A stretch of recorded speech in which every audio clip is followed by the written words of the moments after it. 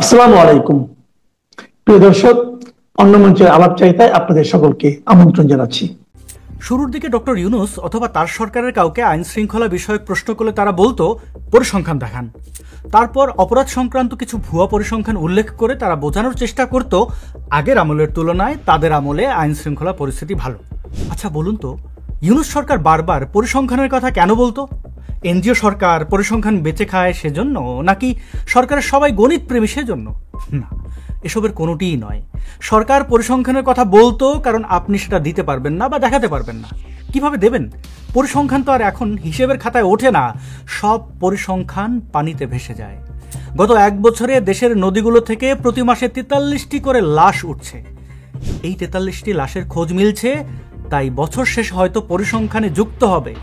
কিন্তু নদীতে ফেলে দেয়া যে লাশগুলো পাওয়া যাচ্ছে না, সেগুলোর হিসাব কোথায় পাওয়া যাবে? খুঁজে না পাওয়া লাশগুলো হারিয়ে যাওয়া মানুষের তালিকায় ঢুকে যাচ্ছে, যে তালিকার আসলে কোনো অস্তিত্ব নেই। আর অস্তিত্ব থাকলেও এই বিষয়ে কোনো প্রশ্ন তাদের করা হলে তাদের কাছে জবাব রেডি আছে। আপনি যদি এখন স্বরাষ্ট্র উপদেষ্টাকে জিজ্ঞেস করেন যে এত মানুষ হারিয়ে যাচ্ছে কেন, দেখবেন তিনি দাঁত কেলিয়ে জবাব দেবেন, ওরা পালায়ে গেছে। এরকম আরও চালাকি আছে, আমি বলছি, আপনারা মিলিয়ে নিন। গত বছর 5 আগস্ট থেকে 8 আগস্ট পর্যন্ত দেশে কোনো সরকার ছিল না। মনে আছে নিশ্চয়ই, ঢাকা শহরে তখন গণহারে ডাকাতি হচ্ছিল। মোহাম্মদপুর সহ বিভিন্ন জায়গায় বাংলা সিনেমার ভিলেনের মতো পোশাক পরে অনেকেই রাস্তায় অবস্থান নিয়েছিলেন ডাকাত ধরার জন্য। কোথাও কোথাও আবার রাস্তায় ডাইনিং টেবিল পেতে খাওয়া দাওয়ার আয়োজন হয়েছিল, বসেছিল গানের আসরও। ফেসবুকে 6 লাভ হয়ে গেছিল সেসব ছবি আর ভিডিওতে। মেটিকুলাস ডিজাইনের অংশ হিসেবে আগে থেকেই প্রস্তুত রাখা ফেসবুকের পেজগুলো নাওয়া খাওয়া বাদ দিয়ে এসব ছবি প্রচার করতো আর বলতো দেশে সরকার নেই তাতে কি হয়েছে, মানুষই দেশ দেখে রাখবে। হাজার হাজার লাভ রিয়াক্ট করতো ওসব পোস্টে। সে সময় টকশোগুলোতে বিএনপি, জামাতি, বামাতি কথায় কথায় সরকারবিহীন 3 দিনের উদাহরণ দিত। বলতো আমেরিকায় যদি 1 ঘন্টা বিদ্যুৎ না থাকে সেখানে লুটপাট শুরু হয়ে যায়, আর বাংলাদেশে 3 দিন ধরে সরকার ছিল না, অথচ কিছুই হয়নি। এই ধরনের বক্তব্য আপনারা শতবার, হাজারবার শুনেছেন, হয়তো এখনো শুনছেন। এরকম আরও একটা কথা শুনে থাকবেন, সেটি হলো ওবায়দুল কাদের বলেছে আওয়ামী লীগ ক্ষমতা হারালে 1 রাতেই 3 লাখ লোক মারা যাবে। কেউ কেউ আবার 3 লাখের জায়গায় 5 লাখও বলে, আবার কেউ কেউ 10 লাখ। অর্থাৎ এখন যে শত শত মানুষ মারা যাচ্ছে, নির্বিচারে ধর্ষণ হচ্ছে, গণহারে লুটপাট, অগ্নিসংযোগ আর দখলবাজি হচ্ছে, এটা খুবই স্বাভাবিক বিষয়। সুতরাং এই নিয়ে বলার কিছু নেই, হিসাব রাখারও কিছু নেই। তাহলে বলুন, শেখ হাসিনার পতনের পর দেশ জুড়ে যে প্রাণহানি হয়েছে সেই পরিসংখ্যান আপনি কোথায় পাবেন? সরকার খুনিদেরকে ইন্ডেমনিটি দেওয়ার পর ডক্টর ইউনূস নিজেই তার বৈষম্য সন্ত্রাসীদের বলেছে দেশ জুড়ে আওয়ামী লীগের লোকজনের উপরে হামলে পড়তে। তারা চলে যায় নাই,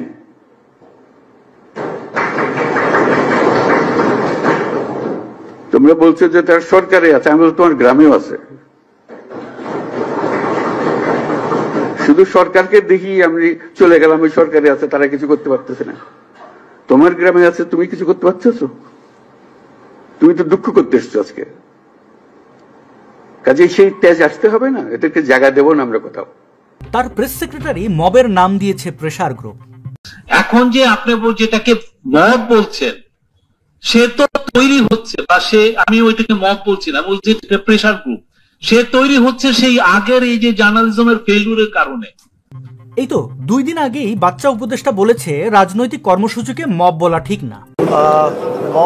মব আর রাজনৈতিক কর্মসূচি দুইটার মধ্যে পার্থক্যটা আগে বুঝতে হবে। আপনি কোন একটা রাজনৈতিক দলের কর্মসূচিকে মব বলতে পারেন না, এটা আমি এর আগেও বলেছি যে গণ অধিকার পরিষদের তারা একটা নিবন্ধিত রাজনৈতিক দল, তাদের কর্মসূচিকে যদি আপনি মব বলেন, কালকে বিএনপি, জামাত কিংবা এনসিপির কর্মসূচিকেও অন্য কেউ মব বলা শুরু করবে। এছাড়া ফরহাদ মজহার, সলিমুল্লাহ খান, বদরুদ্দিন ওমর, মহিউদ্দিন আহমদ আর প্রবাসী ইউটিউবাররা তো আছেই। সবাই মব উস্কে দিচ্ছে, খুন খারাপের সামাজিক বৈধতা দিচ্ছে। শেখ হাসিনার পতনের দিনই বেশ কয়েকটি মিডিয়ায় হামলা ভাঙচুর হয়েছে। বৈষম্য বিরোধী ছাত্র জনতার আন্দোলনে গত 4 এবং 5 আগস্ট দফায় দফায় হামলা, লুটপাট, ভাঙচুর এবং অগ্নিসংযোগ করা হয় 71 টেলিভিশনের চাঁদপুর কার্যালয়ে। এবং এই হামলায় শুধু কার্যালয় নয়, ওই ভবনটির বিভিন্ন অংশ ক্ষতিগ্রস্ত হয়েছিল। এরপর আর কোন কোন মিডিয়ায় হামলা করা উচিত তারও একটি তালিকা ফেসবুকে ছয়লাভ হয়েছিল। মিডিয়ার নাম ধরে ধরে হুমকি দেওয়া হচ্ছিল। ইউনূস সরকার ক্ষমতা নেওয়ার আগেই অসংখ্য মিডিয়া দখল হয়ে যায়, যেগুলো দখল হয়নি সেসব মিডিয়াকে ঘোষণা দিয়ে আনুগত্য প্রকাশে বাধ্য করা হয়েছে।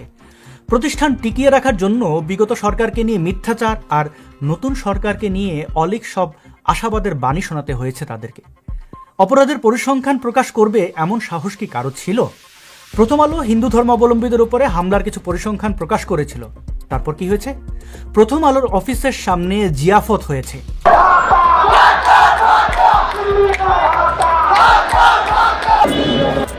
মিডিয়ার এমন অসহায়ত্বের সময় প্রধান উপদেষ্টা, তার প্রেস সচিব, লেলিয়ে দেওয়া বুদ্ধিজীবীরা চোখ মুখ টান টান করে বলতো, পরিসংখ্যান কোথায়, পরিসংখ্যান দেন।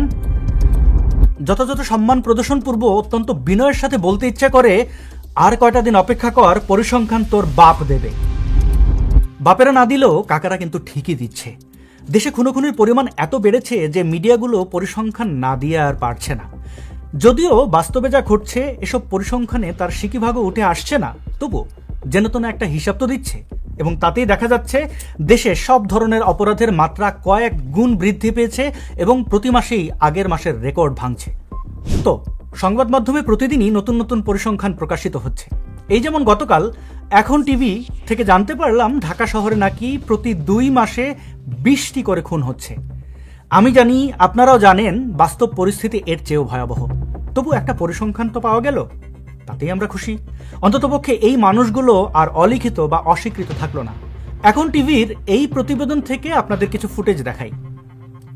যেহেতু ইশতেহার নৃশংসতার চিত্র দেখানোর পক্ষে নয়, সেহেতু আমরা দৃশ্যগুলো ঝাপসা করে দিচ্ছি।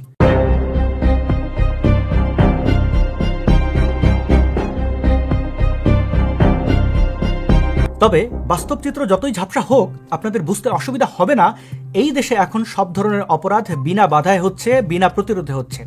হ্যাঁ, জলপাই বাহিনী 2-1 জায়গায় বাধা দিচ্ছে, কিন্তু সেটা যে অপরাধ প্রতিহত করার জন্য দিচ্ছে এমনটা বলা যাবে না। আপনাদের মনে আছে, ঢাকায় একটি ব্যবসা প্রতিষ্ঠান দখল করতে গিয়ে আর্মির হাতে ধরা পড়েছিল বৈষম্য বিরোধী আন্দোলনের একজন সমন্বয়ক ও তার গ্যাং। পরে জানা গেল ওই প্রতিষ্ঠান ছিল সেনা প্রধানের এক আত্মীয়ের। তারপর সম্প্রতি দেখলেন আর্মি আর পুলিশ গণ অধিকার পরিষদের নেতা নুরুল হক নূরকে পিটিয়ে হাসপাতালে পাঠিয়েছে। আপনিও তো ভাবছেন জাতীয় পার্টির অফিসে মব করতে যাওয়ার কারণে এই ব্যবস্থা নিয়েছে প্রশাসন, কিন্তু না জনাব, নুরুল হক নূর হাসপাতালে যাওয়ার পর তার লোকজন জাতীয় পার্টির অফিসে ভাঙচুর করেছে, আগুন দিয়েছে। 8 দিনের মাথায় রাজধানীর কাকরাইলে জাতীয় পার্টির কেন্দ্রীয় কার্যালয় আবারও আক্রান্ত। শুক্রবার সন্ধ্যার দিকে মিছিল নিয়ে হামলা চালায় একদল লোক। ভাঙচুরের পর আগুন ধরিয়ে দেয় তারা।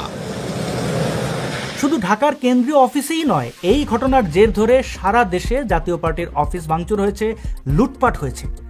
প্রশাসন তা প্রতিহত করেনি, অর্থাৎ মব প্রতিহত করতে নয়, নূরের প্রতি নিষ্ঠুর আক্রমণ করা হয়েছে অন্য কোনো কারণে, যা আমরা জানি না। বিএনপি সারা দেশে কি পরিমাণ নৈরাজ্য সৃষ্টি করেছে তা আপনারা জানেন। অভিনব সব পন্থায় তারা মানুষ খুন করছে, কোথাও একা, কোথাও আবার স্থানীয় জামাত শিবির সন্ত্রাসীদের সঙ্গে নিয়ে। আর মব সন্ত্রাস, সেটা দল নিরপেক্ষ। বিএনপি, এনসিপি, জামাতি, বামাতি এবং উই হেইট পলিটিক্স গ্রুপের লোকজন সবাই একসাথে জোট বেঁধে মব করে বেড়াচ্ছে। এটা অনেকটা নেশার মতো। এই নেশা না করলে তাদের শরীর কামড়ায়। মজার বিষয় হচ্ছে, এই নৈরাজ্য সৃষ্টিকারীদের একটা অংশ নির্বাচন চায় আর একটা অংশ চায় না। যে অংশ চায় না সে অংশ বলে দেশের আইন শৃঙ্খলা পরিস্থিতি খুবই খারাপ, এই অবস্থায় নির্বাচন দেওয়া সম্ভব নয়। এই নির্বাচন না চাওয়া দলের মাঝে আছে জামাতি ইসলামী, এবি পার্টি, এনসিপি, কিছু চিঙ্কু আর জোনায়েদ সাকিদের মতো সন্দেহজনক কিছু বাম। কেন তারা নির্বাচন চায় না? কেন? আপনারা জানেন কেন চায় না। তবু বলছি, এরা নির্বাচন চায় না কারণ নির্বাচন ছাড়াই ক্ষমতায় বসে আছে এবং এভাবে যতদিন থাকা সম্ভব থাকবে, লুটপাট করবে, ক্ষমতা উপভোগ করবে। টকশোগুলোতে আইন শৃঙ্খলার ভয়াবহ অবনতির জন্য সরাসরি ইউনূসকে দায়ী করা হয়। বলা হয় ডক্টর ইউনূস নাকি দেশ চালাতে পুরোপুরি ব্যর্থ। সঞ্চালক তখন বলে, তাহলে কি নির্বাচন আয়োজনের জন্য নতুন সরকার লাগবে? তখন শুরু হয় ধানাই পানাই।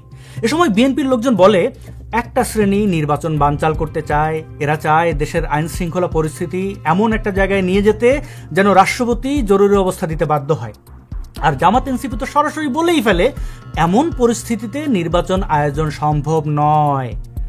তারপর সঞ্চালক যদি জরুরি অবস্থার সম্ভাবনা নিয়ে জানতে চান, তখন উভয় পক্ষ ছ্যাদ করে ওঠে, বলে না না না না, জরুরি অবস্থার মতো কোনো পরিস্থিতি এখনো হয়নি। তো এবার টকশো সঞ্চালক কি বলবে? কিছুই বলবে না, চুপ করে থাকবে। যেহেতু দেশে এখন প্রচুর বাকস্বাধীনতা বিরাজমান, সেহেতু সঞ্চালক আর এই প্রশ্নটি করবে না যে জরুরি অবস্থার মতো পরিস্থিতি না হলে নির্বাচন আয়োজনের সমস্যা কোথায়। আসলে বিএনপি যতই নির্বাচনের কথা বলে কান ঝালাপালা করুক না কেন, সত্যিটা হলো তারাও নির্বাচন চায় না। সমঝোতার ভিত্তিতে যে সর্বদলীয় নৈরাজ্য প্রতিষ্ঠা করা হয়েছে, সেই নৈরাজ্যের ফসল এই সরকারের আমলেই ঘরে তুলতে হবে। কারণ জনগণের ভোটে ক্ষমতায় এসে এরকম হরিলুট করা সম্ভব নয়। তাই দেশ জাহান্নামে যায় যাক, ইউনূস সরকারই ক্ষমতায় থাক, এটাই হচ্ছে জুলাই অভ্যুত্থানের দাবি। এখানে আরও একটি বিষয় আছে। জামায়াত এনসিপির মতো ডানপন্থী ও জাসদ ঘরানার ব্যর্থ বিপ্লবী আর চিঙ্কু বামরা চাইছে দেশের পরিস্থিতি আরও খারাপ হোক আর হিন্দুদের প্রতিও নির্যাতনের মাত্রা আরও বেড়ে যাক। এমনকি গোলাম আজমের ছেলের নেতৃত্বে সীমান্ত এলাকায় বেশ কিছু জিহাদি প্রশিক্ষণের খবর আমরা পাচ্ছি। অর্থাৎ তারা চাইছে ভারত বাংলাদেশে ন্যূনতম মাত্রায় হলেও সামরিক হস্তক্ষেপ করুক, হিন্দুদেরকে রক্ষা করার জন্য না হলেও সীমান্ত এলাকায় জিহাদি প্রশিক্ষণ ক্যাম্পগুলোকে টার্গেট করে সার্জিক্যাল স্ট্রাইক করুক, যেন তারা ভারতকে অফিসিয়ালি শত্রু রাষ্ট্র হিসেবে ঘোষণা দিতে পারে। না, তাদের এই চাওয়া মোটেও সর্বাত্মক যুদ্ধের আশায় নয়। পাকিস্তানের প্রেতাত্মারা এসব চাইছে আমাদের মুক্তিযুদ্ধকে খাটো করতে, ভারতের সাথে যে আমাদের ঐতিহাসিক বন্ধুত্ব সেটি নস্যাৎ করতে। অর্থাৎ তারা সারাক্ষণ ভারতীয় আধিপত্যবাদের জিকির করে, অথচ এই আধিপত্যবাদ প্রমাণিত নয়। বাংলাদেশে ভারতের আগ্রাসনও দৃশ্যমান নয়, আর সেজন্যই বাংলাদেশে ভারত বিরোধী রাজনীতি একটা নির্দিষ্ট মাত্রা এসে আটকে যায়। মানে হিন্দুদের প্রতি ঘৃণা বিদ্বেষ দিয়ে যতটুকু ভারত বিরোধিতা করা যায় ততটুকুই। কিন্তু এবার রাজাকারের বাচ্চারা উঠে পড়ে লেগেছে, তারা চায় এটাকে অন্তত একটা সার্জিক্যাল স্ট্রাইক পর্যন্ত নিয়ে যেতে। এখানে সমস্যা হচ্ছে সেনাবাহিনী দেশে কোনো অনিয়ন্ত্রিত ত্রাস চায় না, অর্থাৎ দেশে বিক্ষিপ্তভাবে গৃহযুদ্ধ লেগে যাক, এটা তারা কোনোভাবেই প্রত্যাশা করে না। তাই কিছুদিনের মধ্যে রাষ্ট্রপতির কাছে জরুরি অবস্থা ঘোষণা করার প্রেসক্রিপশন বা প্রেসার অথবা নির্দেশ, এমনকি প্রচ্ছন্ন হুমকিও যেতে পারে। কারণ জলপাই বাহিনী ট্রেনিং ফাঁকি দিয়ে ভুড়ি বানাচ্ছে আর শান্তিরক্ষী মিশনে খ্যাপ মেরে আয় উপার্জন ভালোই করছে। বাংলাদেশ সেনাবাহিনী যতই পাকিস্তানি মনোভাবের হোক না কেন, যুদ্ধে জড়িয়ে নিজেদের বাড়া ভাতে ছাই দেওয়ার মতো গাধা এরা নয়। যারা জরুরি অবস্থা বিষয়টি বোঝেন না, তাদেরকে দুই কথায় বিষয়টি বুঝিয়ে বলছি। যখন যুদ্ধ, বহিঃশক্তির আক্রমণ বা অভ্যন্তরীণ গোলযোগের কারণে কোনো দেশ বা দেশের কোনো অংশের নিরাপত্তা বিপন্ন হয় এবং বিদ্যমান আইন দ্বারা তা মোকাবেলা করা যায় না, তখন জরুরি অবস্থা ঘোষণা করা হয়। দেশে এখন কোনো যুদ্ধ হচ্ছে না, বহিঃশত্রুর আক্রমণও নয়, কিন্তু তৃতীয় কারণটি অর্থাৎ অভ্যন্তরীণ গোলযোগ বেশ হচ্ছে। বলা যায় দুইবার জরুরি অবস্থা ঘোষণা দেওয়ার মতো পরিস্থিতি ইতিমধ্যেই তৈরি হয়েছে। টিভি খুললেই নৈরাজ্যের সংবাদ, ফেসবুকে ঢুকলেই বিভৎস সব ছবি আর ভিডিও। অথচ এই মুহূর্তে মনে হয় জাতীয় পার্টি ছাড়া আর কেউই জরুরি অবস্থা চাইছে না। আচ্ছা, জরুরি অবস্থা হলে দেশের পরিস্থিতি কেমন হতে পারে?